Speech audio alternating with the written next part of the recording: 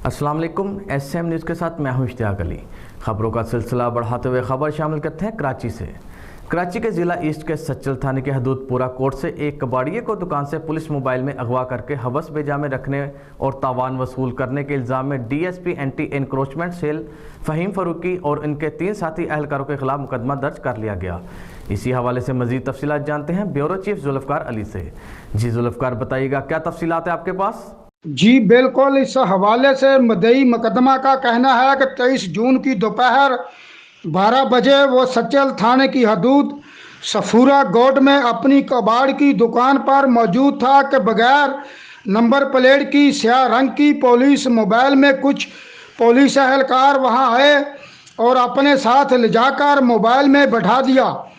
मदई ने बताया कि आंखों पर पट्टी बांधी और मोबाइल में घुमाते रहे।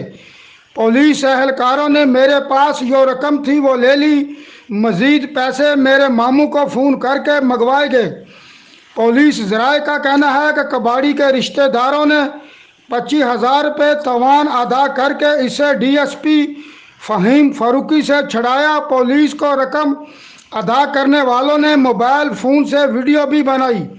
वीडियो में देखा जा सकता है कि डीएसपी फ़हीम फ़ारूकी मोबाइल चला रहा था और तवान वसूल की गई रकम पुलिस एहलकार गिन रहे हैं।